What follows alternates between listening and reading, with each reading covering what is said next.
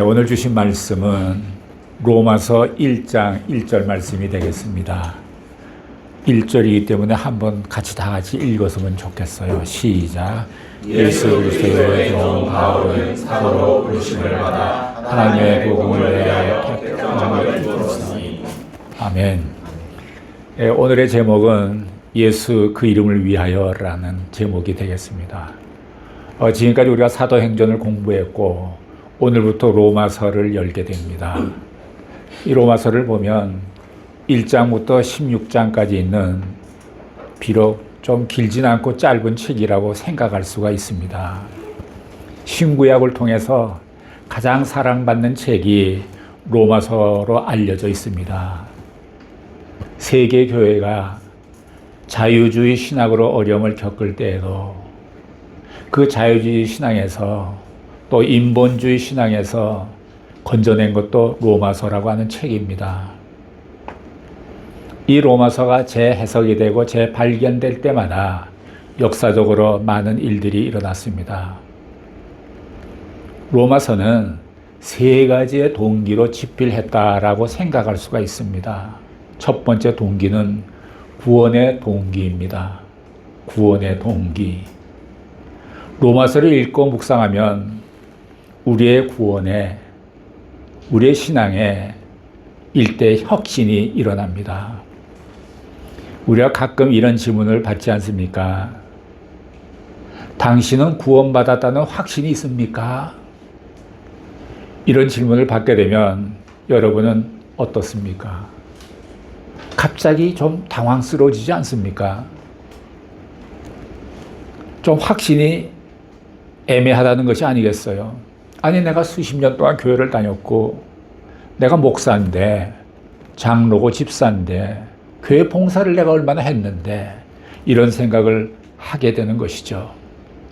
이 질문 앞에서 조용히 생각해 보니까 내가 구원받았다는 느낌 속에서 살아온 것은 아닌가, 이렇게 생각을 하게 됩니다.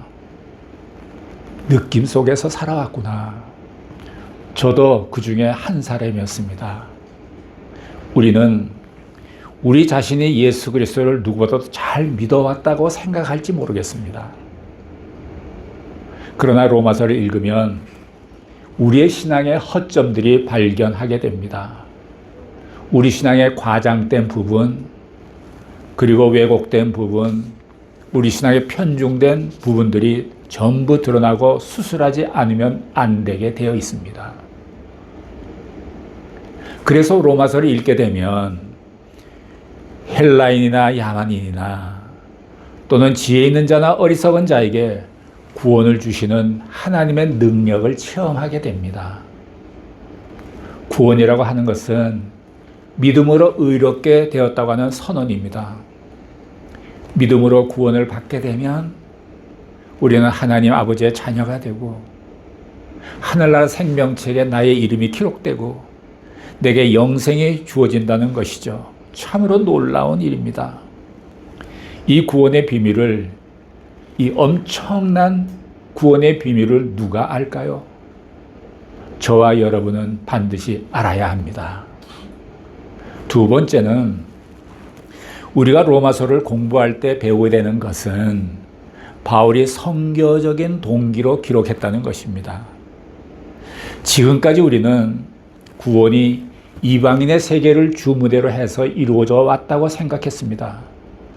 그러나 로마서를 보게 되면 원래의 구원은 이스라엘을 통해서 왔습니다. 이스라엘을 통해서 하나님의 백성들이 만들어졌고 이스라엘을 통해서 메시아가 오게 된 것입니다. 그러나 유감스럽게도 이스라엘 백성들은 메시아를 거부했습니다. 그들은 복음을 거부했습니다. 따라서 이 복음은 할 수 없이 이방인의 세계로 들어가게 됩니다. 베드로를 통해서 이방인 고넬료 로마 백부장이 예수님을 믿게 됐고 그의 권속들이 다 예수를 믿게 구원받게 됐습니다. 그리고 이방인들에게 계속 복음이 번져갔습니다. 이스라엘이 복음을 배척한 결과로 온 이방 세계의 복음이 전파되게 된 것입니다. 그렇다고 해서 하나님께서 이스라엘을 버리셨느냐? 그렇지 않습니다. 이방인에게 전해진 이 복음은 다시 이스라엘로 돌아가게 되어 있습니다. 이 복음이 이스라엘에서 터키로, 그리스로, 유럽으로, 아메리카로, 아시아로, 아프리카로, 그리고 이스라엘로 다시 가는 것입니다. 따라서 진정한 구원의 구도는 이방인의 구원과 이스라엘의 구원입니다. 이것에 대해서 로마서는 말하고 있습니다. 세 번째로 로마서는 진정한 그리스도의 삶이 무엇인가를 제시하기 위하여 쓰여졌습니다. 많은 사람들이 나름대로 다 예수를 잘 믿는다고 생각하고 있습니다. 그러나 로마서는 정말 잘 믿는다는 것이 무엇이고 구원받은 자는 어떻게 살아야 하는가라는 두 가지 문제를 제시하고 있습니다. 첫째는 내 몸을 하나님이 기뻐하시는 산 제물로 드리면 진정한 크리스천의 삶, 즉 산제사가 이루어진다는 것입니다. 제물이 없는 제사는 존재할 수 없습니다. 만약에 예수님이 십자가에서 못 박혀 돌아가신 일이 없이 우리에게 구원을 말했다면 그 구원은 우리에게 설득력이 없었을 것입니다. 예수님 자신이 제물이 되셨기 때문에 그 구원이 십자가의 고난을 통한 부활로 말미암아 우리에게 이루어진 것입니다. 마찬가지입니다. 육체적인 헌신 없이 진정한 크리스천의 삶은 존재할 수 없습니다. 또 하나는 크리스천의 삶은 하나님의 선하시고 기뻐하시고 온전한 뜻이 무엇인지 깨닫고 사는 삶이라는 것입니다. 이 두 가지 사실을 로마서는 우리에게 제시하고 있습니다. 로마서를 공부하기 전에 우리가 생각해야 할 것은 바로 지금까지 우리가 살펴본 사도행전의 심정을 가지고 로마서를 읽어야 한다는 것입니다. 로마서만 따로 떼어서 신학적으로 성경 공부하듯이 지식을 습득하게 되면 그렇게 읽어서는 안 된다는 것이죠. 왜냐하면 로마서는 사도행전에서 태어난 것이기 때문입니다. 사도 바울이 1차, 2차 전도여행을 마치고 3차 전도여행 끝 무렵에 고린도에 갑니다. 고린도에 가서 3개월 동안 머물면서 로마서를 씁니다. 그때 사도 바울은 온통 성결로 마음이 가득 차 있었습니다. 그리고 사도행전에 성숙된 심정으로 그는 로마에 있는 그리스도인들에게 편지를 썼습니다. 이런 맥락에서 사도행전적인 영적인 능력과 심정을 가지고 로마서를 봐야 할 것입니다. 다시 한번 본문 1절을 함께 읽어보실까요? 시작.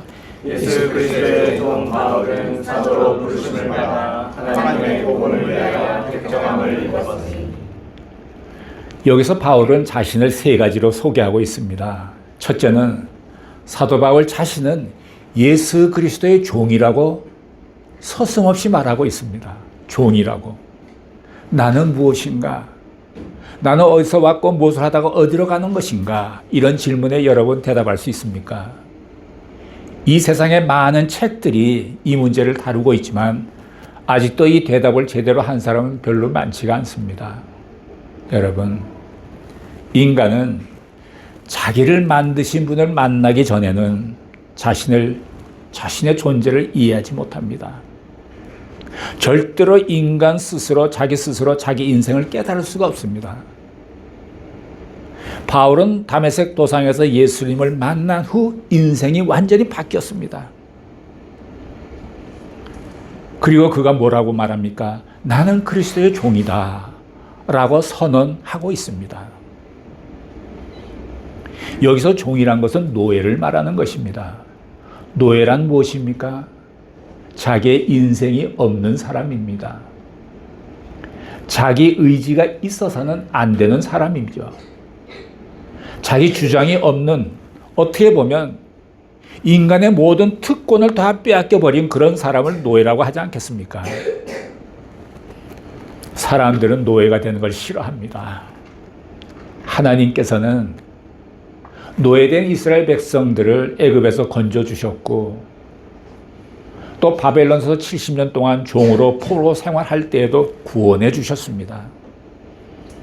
또한 하나님께서는 마귀의 종노릇하고 있는 우리들을 예수 그리스도의 십자가를 통해서 끄집어내어서 하나님의 자녀로 삼아주시고 종살이를 종식시켜 주셨습니다.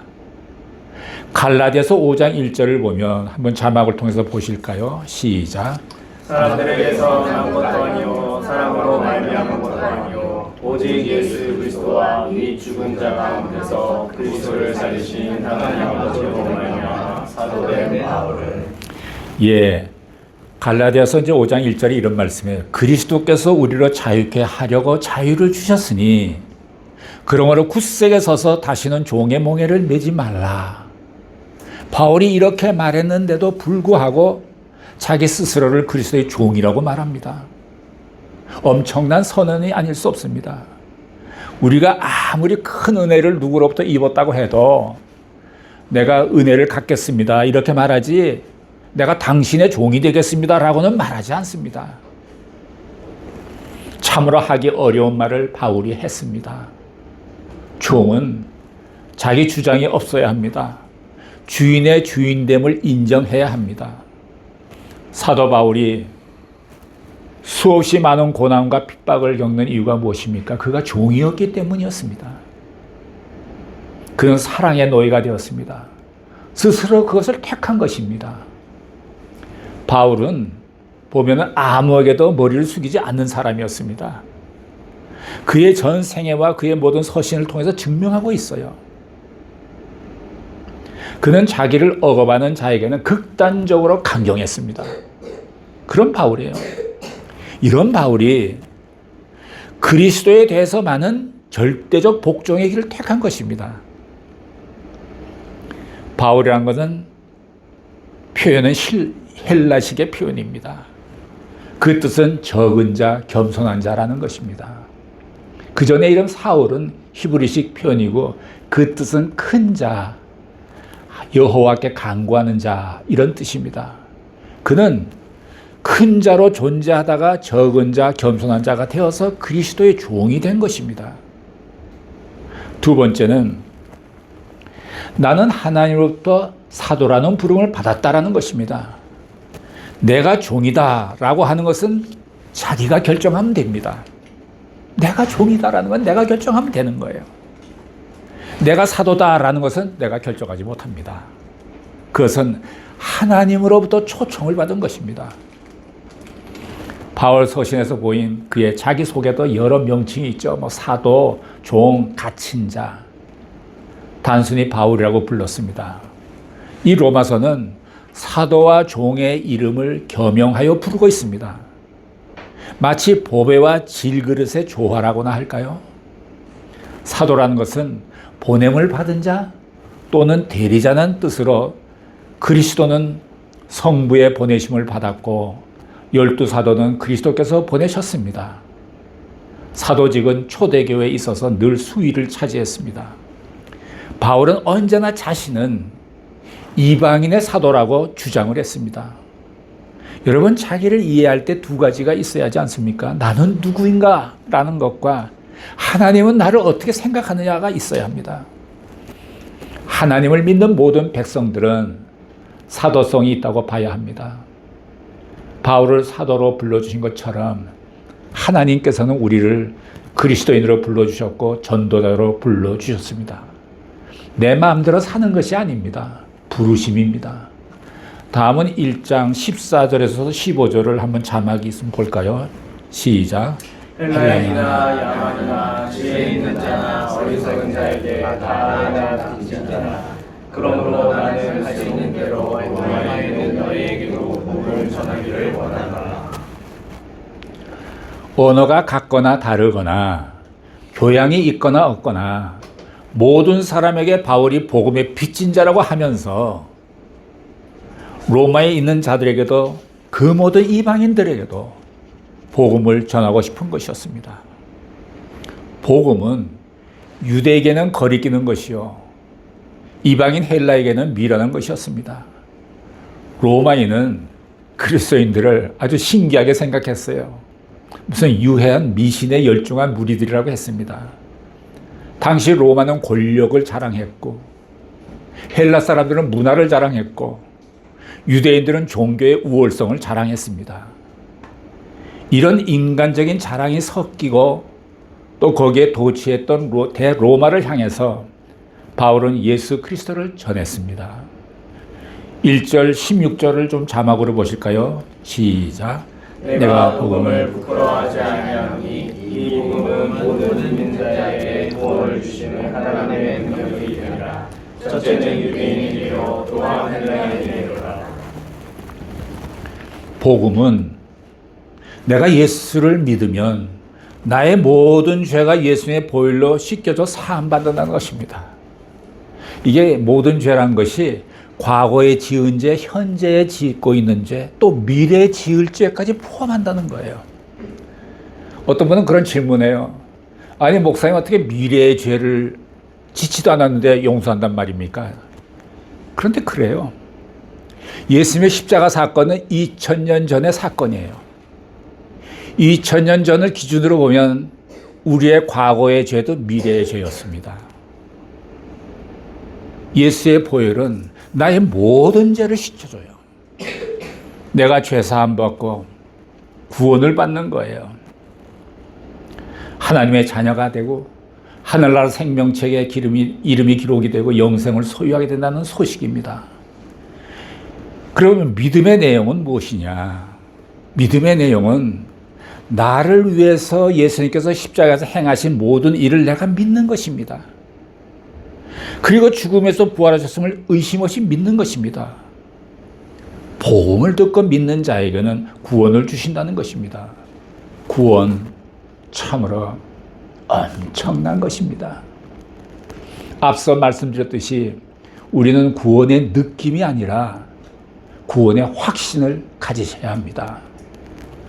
확신이 있는 자는 가만히 있을 수가 없어서 나 같은 죄인 살리신 주 은혜 놀라와 잃었던 생명 찾았고 광명을 얻었네. 어메이징 그레이스를 찬양하게 되지요. 이 구원이 유대인에게요 이방인 헬라인에게로다. 이것이 바울의 비전이고 그의 역사 철학이었습니다.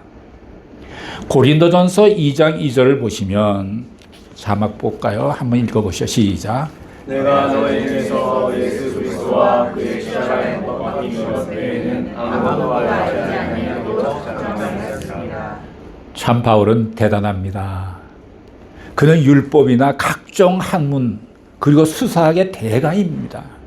그런 사람만이 선포할 수 있는 얘기입니다. 나는 과연 예수 그리스도에 대해서 얼마나 깊이 알고 있나? 그분이 십자가에서 행한 모든 것을 나는 얼마나 이해하고 있나? 라는 질문을 내게 던지고 있는 것 같습니다. 예수 그리스도를 알아가는 지식이 날로 더해지고 깊어지기를 바라요. 이분이 왜 십자가에 못 박히셨나? 그게 나와 무슨 관계가 있지? 이 모든 것이 나와 여러분을 구원하시고자 함이 아니겠습니까? 이분은 우리를 위하여 세상에 오셨습니다. 십자가를 지시기 위해서 오셨습니다. 이분은 우리를 위해서 무덤에서 부활하셨습니다. 이분은 우리를 위해서 성령을 부어주셨습니다. 사도 바울은 1절에서 짧게 자기를 세 단어로 설명했습니다. 나는 예수 그리스도의 종이다. 나는 하나님의 복음을 위해 사는 사람이다. 나는 하나님으로부터 부름받은 자다. 여러분과 저는 어떻습니까? 자신을 어떻게 정의하시겠습니까? 우리 신앙을 한번 돌아보고 정리하고 우리 모두가 하나님의 복음과 깊이 상관되는 삶을 사시기를 예수님의 이름으로 축복합니다. 기도하시겠습니다. 사랑하시는 하나님 아버지, 사도 바울을 보면서 복음에 대한 끊임없는 열정을 보면서 도전을 받게 됩니다. 우리들도 한 영혼의 구원을 위해서, 내 이웃의 구원을 위해서 복음을 나누는 자들이 되게 하여 주옵소서. 예수님의 이름으로 기도드렸습니다. 아멘.